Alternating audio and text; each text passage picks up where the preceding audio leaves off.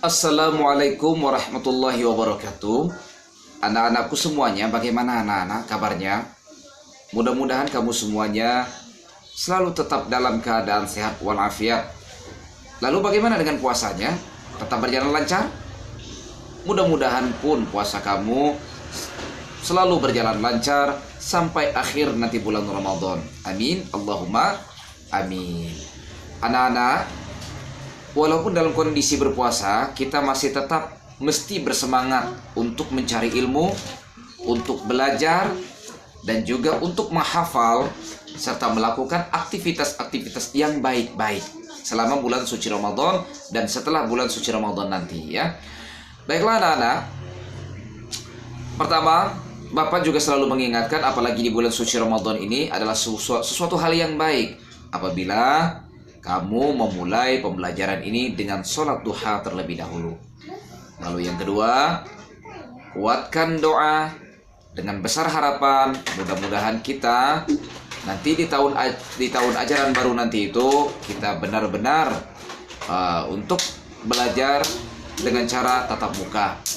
Lalu yang ketiga, Bapak juga tetap untuk mengingatkan, rajin-rajinlah, tekun-tekunlah, bahkan seriuslah untuk memurojaah, juga menghafal surah-surah pendek yang sudah ditentukan.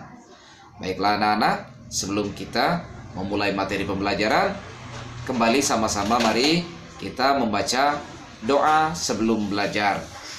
A'udzu billahi minasy syaithanir rajim. Bismillahirrahmanirrahim. Rabbi zidni ilma warzuqni fahma. Amin ya rabbal alamin.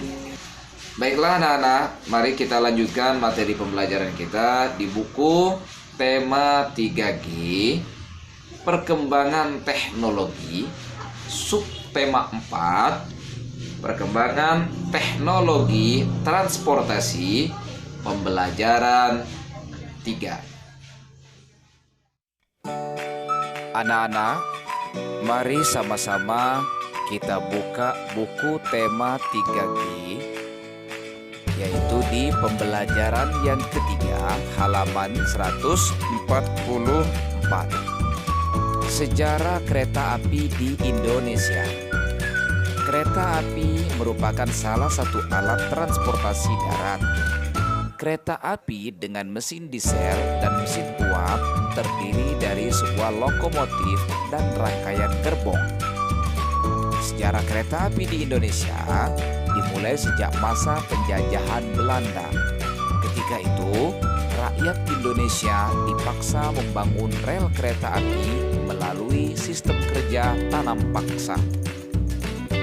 Jalur rel kereta yang pertama dibangun berada di Desa Kemijen, Kecamatan Semarang Timur, Kabupaten Semarang. Setelah rel selesai dibangun, kemudian kereta bermesin uap menjadi alat transportasi yang digunakan. Kereta tersebut dibuat dengan sasis dari rangka baja dan badan tersebut terbuat dari kayu. Dalam perkembangannya, kereta bermesin uap digantikan oleh kereta bermesin diesel yang melayani rute perjalanan jauh. Pada tahun 1925, kereta rel listrik muncul. Lalu, kereta rel listrik tidak lagi menggunakan lokomotif. Kereta mendapat tenaga dari aliran listrik melalui kabel yang membentang antar stasiun. Kereta rel listrik menjadi modal transportasi untuk melayani rute jarak dekat. Mereka yang hendak ke kantor, sekolah, atau pasar menggunakannya. Kini pemerintah sedang mengembangkan sarana transportasi baru berbasis kereta, yaitu LRT dan MRT yang sekarang kita sudah tahu semua ya, di sekitaran kita di sini juga alhamdulillah sudah berkembang maju pesat. Sudah ada MRT, sudah ada LRT, dan itu adalah menunjukkan sebuah perkembangan teknologi. Untuk mengetahui sejarah lebih lengkap tentang kereta api, kita bisa mengunjungi Museum Kereta Api di Ambarawa. Yaitu museum ini berada di pusat kota Ambarawa, Kabupaten Semarang, Jawa Tengah. Nah, itulah anak-anak salah satu sejarah ya perkembangan daripada kereta api yang dulunya itu hanya lokomotif uap pertama di Indonesia, yaitu kereta api dengan lokomotif uap yang biasanya yang sering kita lihat yang kayak kereta-kereta yang lama itu di atasnya itu ada semacam asap ketika dia berjalan. Berbeda dengan sekarang ini, yaitu ada yang maju dengan menggunakan mesin diesel, dan juga ada yang hanya menggunakan kabel listrik saja sehingga tidak mengeluarkan asap, tetapi dia bisa bergerak dengan ada sentuhan dari kabel listrik tersebut. Lalu kemudian anak-anak kita lanjutkan ke halaman 146. Inilah salah satu bentuk ataupun gambar dari zaman ke zaman tentang kereta api. Silakan dilihat terlebih dahulu.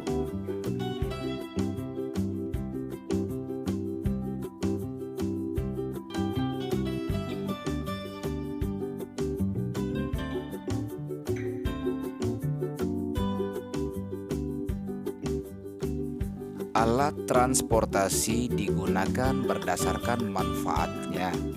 Kereta api digunakan untuk perjalanan jarak jauh, jalur perjalanan yang lurus dan tidak adanya persimpangan, dan juga memudahkan kereta api melaju dengan cepat. Adapun untuk perjalanan jarak dekat, orang-orang lebih memilih menggunakan sepeda motor. Sepeda motor merupakan kendaraan yang hemat bahan bakar. Di samping itu, motor dapat melalui jalan-jalan kecil yang sempit sehingga mudah mencapai tujuan. Nah, kali ini kita akan memperhatikan bagaimana cara membuat motor-motoran yang berasal dari kardus. Berbeda dengan pada waktu pembelajaran sebelumnya, kamu telah melakukan membuat mobil-mobilan dari kardus. Kita perhatikan yaitu cara membuat motor-motoran. Alat-alat yang diperlukan adalah kardus bekas dan tali plastik, gunting, kemudian lem dan double tip, lalu kertas. Adapun membuatnya yaitu seperti pada gambar, hampir membuat mobil pada pertemuan yang lain. Nah, sekarang anak-anak kita melanjutkan kembali materi pembelajaran berikutnya, yaitu tentang rumus matematika yang berhubungan dengan persegi 4 beserta rumus-rumusnya dan juga cara penyelesaian soal-soalnya. Untuk itu, silakan simak penjelasannya berikut ini. Anak-anak, kali ini kita akan melihat dan mempelajari rumus sebuah bangun, yaitu bangun persegi 4. Nah, bangun MNOP yaitu terdiri, lihat gambar MNOP ini memiliki adalah 4 sisi ya, dengan ukuran yang sama. Jadi persegi memiliki 4 sisi yang panjangnya itu ukuran panjangnya adalah sama.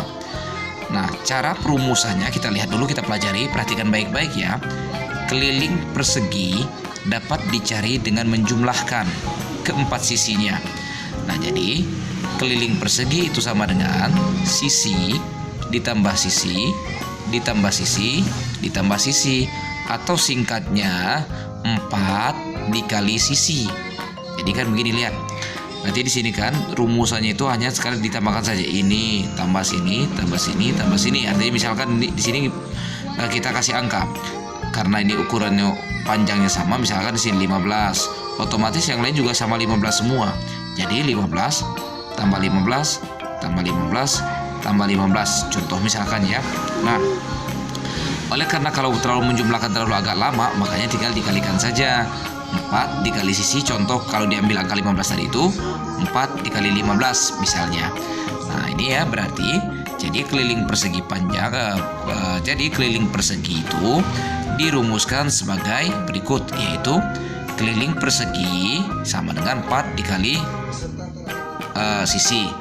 Nah sekarang kamu perhatikan ada sebuah contoh. Ini adalah ada dua buah persegi, ya, dua buah persegi.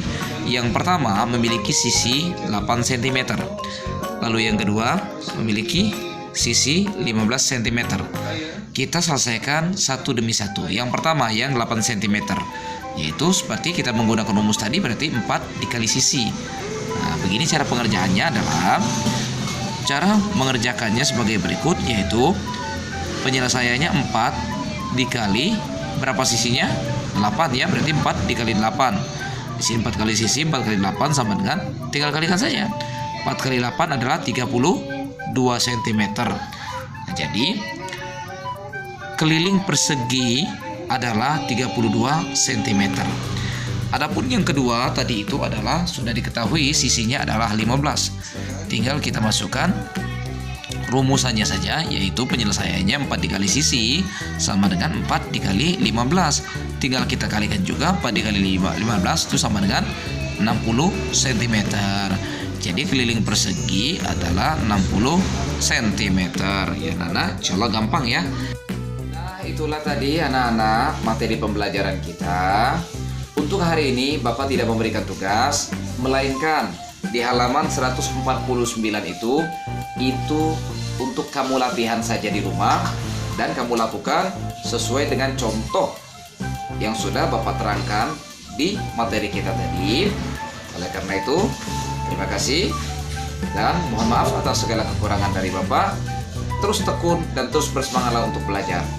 Assalamualaikum warahmatullahi wabarakatuh.